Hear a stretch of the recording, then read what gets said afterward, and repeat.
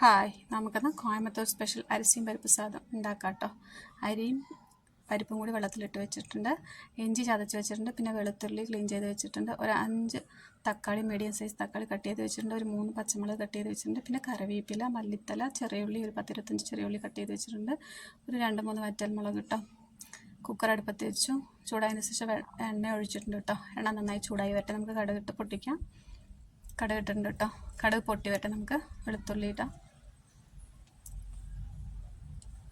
കടുക് പൊട്ടിയോ നമുക്ക് വെളുത്തുള്ളി ഇട്ടിട്ടുണ്ട് കേട്ടോ. ഒരു 10-25 വെളുത്തുള്ളി ഉണ്ട്, കുഞ്ഞു കുഞ്ഞതായതുകൊണ്ട് ഞാൻ അങ്ങനെ തന്നെയാണ് കേട്ടോ ഇടുന്നത്. നിങ്ങൾക്ക് വേണമെങ്കിൽ ചതച്ചുവിടാം കേട്ടോ. ഇഞ്ചി ചതച്ചത് നന്നായിട്ട് വഴറ്റിയതിന് ശേഷം നമുക്ക് ഈ ചെറിയുള്ളി, വറ്റൽമുളക്, പച്ചമുളക്, കറിവേപ്പില, മല്ലിയില കൂടി ഇട്ടിട്ട് നന്നായിട്ടൊന്ന് വഴറ്റിയെടുക്കാം. നന്നായിട്ടൊന്ന് വഴറ്റിയതിന് ശേഷം നമുക്ക് തക്കാളി ഇടാം കേട്ടോ. തക്കാളി ഇട്ട് വഴറ്റിയിട്ട് കുറച്ച് ഉപ്പ് കൂടി ഇട്ട് വഴട്ടാം.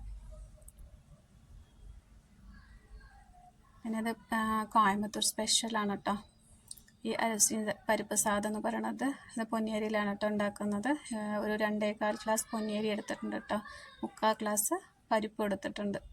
എടുത്ത് വെള്ളത്തിലിട്ട് വെച്ചിട്ടുണ്ട് കേട്ടോ. ഉണ്ടാക്കാൻ തുടങ്ങുന്നതിന് മുമ്പ് വെള്ളത്തിലിട്ട് വെച്ചാൽ മതി. ഉപ്പിട്ടിട്ട് നമുക്ക് ഒന്ന് വഴറ്റിയെടുക്കാം. വഴറ്റിയതിന് ശേഷം നമുക്ക് പൊടികളൊക്കെ ഇടാം കേട്ടോ. പൊടി എന്ന് പറയുന്നത് ഒരു 3 സ്പൂൺ സാമ്പാർ പൊടിയാണ് ഇട്ടിരിക്കുന്നത്. പിന്നെ ആവശ്യത്തിന് മഞ്ഞൾപ്പൊടി ഇട്ടിട്ട് നമുക്കൊന്ന് വഴറ്റിയെടുക്കാം.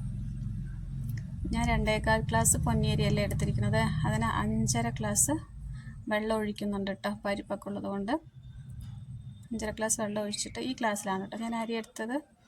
ആ ഗ്ലാസ്സിൽ തന്നെയാണ് വെള്ളവും അളന്നൊഴിക്കുന്നത്. നല്ല തിള വരട്ടെ. തിള വരുമ്പോൾ നമുക്ക് ഈ അരിയും പരിപ്പും കഴുകി വെച്ചത് ഇതിലിടാം കേട്ടോ. പിന്നെ നമ്മൾ ഉപ്പിൻ്റെ അളവ് നോക്കിയിട്ട് ഉപ്പ് ആവശ്യമാണെങ്കിൽ കുറച്ച് ഉപ്പ് ഇടാം.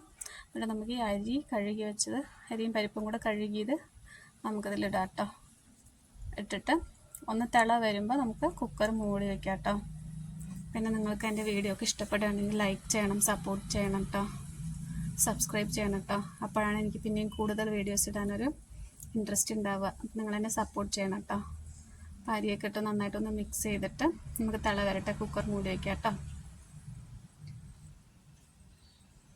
തിള വന്ന് നമുക്ക് കുക്കർ മൂടി വയ്ക്കാം. കുക്കർ മൂടി വെച്ചിട്ട് ഒരു 3 വിസിലിടാം കേട്ടോ. 3 വിസിലിട്ടിട്ട് നമ്മൾ വിസിലൊക്കെ ഇറങ്ങിയതിന് ശേഷം കുക്കർ തുറന്നിട്ടുണ്ട് കേട്ടോ. നന്നായിട്ട് വന്നിട്ടുണ്ട് കേട്ടോ അരിസിയും പരിപ്പ് ചോറ്. ഇനി നമുക്ക് കഴിക്കാം. പ്ലേറ്റിൽ വിളമ്പാം കേട്ടോ. അരിസിയും പരിപ്പ് ചോറ് വിളമ്പാം. പിന്നെ അതിന് സൈഡ് ഡിഷായിട്ട് മല്ലിയില ചട്നിയാണ് കേട്ടോ. മല്ലിയും പുതിനയും രണ്ടും കൂടി ചേർത്തിട്ടാണ് അരച്ചിരിക്കുന്നത്. പിന്നെ മാങ്ങ അച്ചാറാണ് കേട്ടോ. നിങ്ങൾക്ക് വീഡിയോ ഇഷ്ടപ്പെട്ടെങ്കിൽ ലൈക്ക് ചെയ്യണം,